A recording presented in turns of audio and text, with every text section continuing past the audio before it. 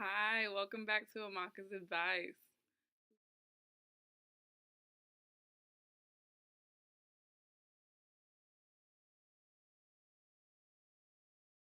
So, today I want to talk about being booked, busy, and completely unbothered. There's honestly a certain level of comfort when you truly feel unbothered. The definition of being unbothered is showing or feeling a lack of concern about or interest in something. So, therefore, when you're truly unbothered, you don't have to post about it on Twitter. You don't have to acknowledge it. You don't have to tell somebody. You don't have to tell yourself. It's literally a genuine state of just being and being okay with that. Now, it's okay to be bothered by things, but discovering how to be truly unbothered, it honestly comes from being so involved in what matters that you don't have time to worry about things that don't matter. Therefore, taking away the chance of those things that don't matter throwing you off your path. So, I came up with three simple ways to evaluate and determine your level of being unbothered and how to commit and recommit to being unbothered. Schedule. So, you literally need to be booked. Um, Keep your calendar full. Everything that's scheduled and planned, it's a lot easier for those things to come to fruition. That's why people always say when you have an idea, remember it, write it down. So when you write something down, you kind of it's almost a way of setting it into stone without being completely bound towards it. We don't ever plan to be distracted by social media or Instagram or on Snapchat for hours, but those seem to be the main things that really stop us from accomplishing the things we need to accomplish. Oftentimes those things that we use to procrastinate lead us to things that don't matter. There's no reason why we need to know who broke up with who this week. We don't need to know what the weekend drama was or who's doing what. Anybody that's ever seen my calendar usually is like, whoa, that's a lot. But I like to schedule as much as I possibly can because oftentimes I'm that person who spends hours on Snapchat or Instagram or just on Twitter for no reason, not tweeting anything, just scrolling through it. So I make sure that not only do I schedule the things that I have to do, but I also schedule in that free time. So I might schedule breakfast and going to class, and then I'll schedule in free time or studying time or break things up in that way. Because honestly, I'm just being realistic. I need free time. I need time to relax and put my feet up and just take a deep breath and chill.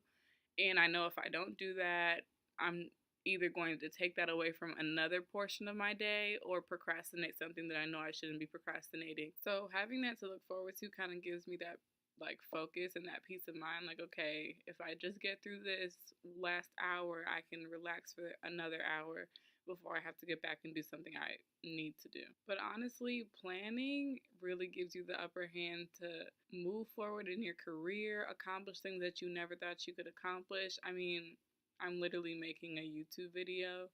I didn't think I could do something like this, but it's a part of the plan that I have for myself, or it's a part of the big picture. And I was able to see that because I've been able to kind of plan the things out that I want to do or plan things out that I want to do in life as well. Therefore, I'm fully equipped for the next step or the step after that. Me, myself, and I. Focus on yourself. Oh my gosh. It is one of the hardest and most important things to do in life. It's funny because it seems like the only time people are so focused on themselves is when, you're going through a breakup or you have an exam or something that's normal.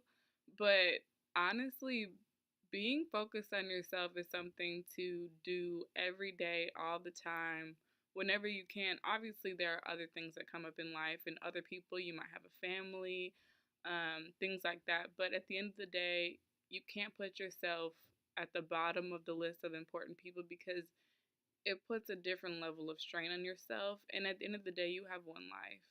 And if you never put yourself first or you never focus on you, you kind of are doing yourself a disservice. But it's definitely a conscious daily effort. And the purpose of it is just to make yourself better. So start a 30-day squat challenge if you feel sluggish.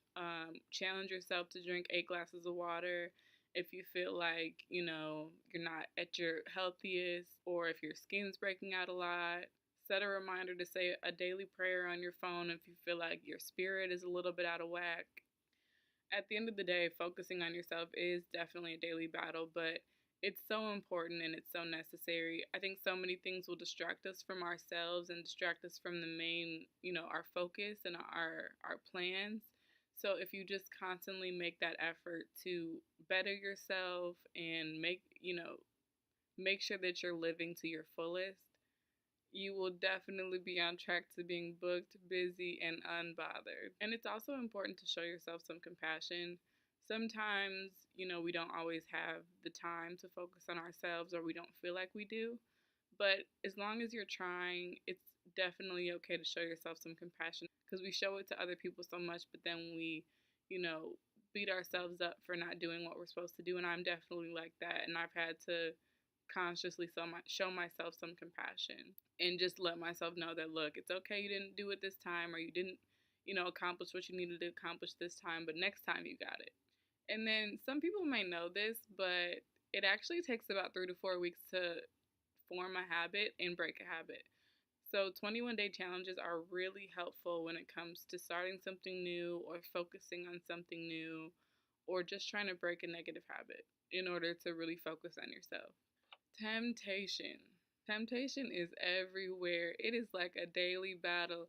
You want to eat healthy, then your boss brings in free donuts. You want to stop watching TV, then power comes back on. Like, it is a daily battle. It's like you're constantly distracted or provoked by things that, had you not decided you wanted to better yourself, would not have distracted you. So, look, I can completely understand giving into certain temptations, or you know, having those moments of weakness, but you need to cut yourself some slack, because nobody's perfect. I'm not perfect. I'm far from perfect. So I can understand. I've definitely grabbed that candy bar, or, gone to an event that I knew I shouldn't have gone to because I had homework to do, or something of that sort. We all make mistakes, but just don't let temptation become a habit. Once temptations become habits, that's when you have an issue. But you honestly have to cut yourself some slack for trying to better yourself in the first place. At the end of the day, we all have free will. This is a God given gift. We all have free will. We have the choice to do or say or act upon whatever we feel. So the only person that can tell you you can't do something is you. If temptation ever comes around and you stumble, get back up, get back up, get back on track. It happens to everybody, even though it seems like those people we see on Instagram who have the perfect body, or the perfect relationship, or the perfect life, it seems like they never stumble. Trust and believe they stumble, they stumble, they stumble. They just don't post it. But life goes on past Instagram. Life goes on in real life. And if you stumble, best believe those people that you see on social media stumble too.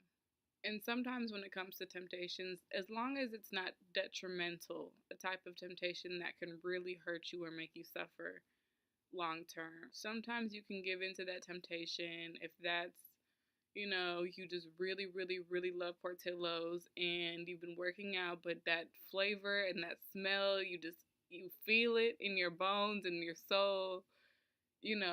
Giving into that temptation but not making it a habit is completely okay. Something that I like to do is I'll make my temptation a benefit of doing something that I don't want to do.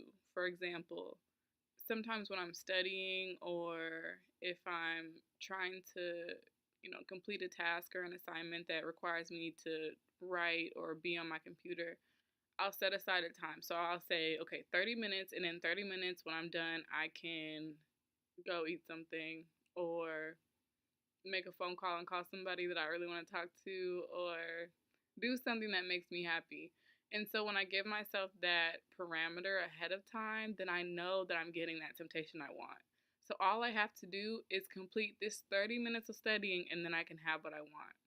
So giving yourselves a parameter, some sort of restriction before you give into a temptation, also can definitely help you feel a little bit better about it, and also prevent you from making a temptation a bad habit. So ultimately, the key to being booked, busy, and unbothered is intention. Intentionally think about every day before it happens because this can help you plan ahead and plan for that day in advance. Be intentional about what you occupy your time with. If you're constantly looking for distractions or trouble or things that you know are not good for you, those are the things that can engulf you and that can become you. And lastly, do not give in to temptation, but if you should give in to temptation, make sure that it's not to your detriment and make sure it does not deter you. Just shake it off and try again. You've totally got this.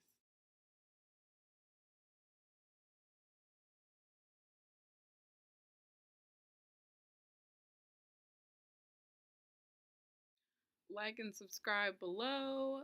Make sure that you share this message. I hope that this message helped you or somebody around you. Make sure to check out my new blog page, and we'll see you next time.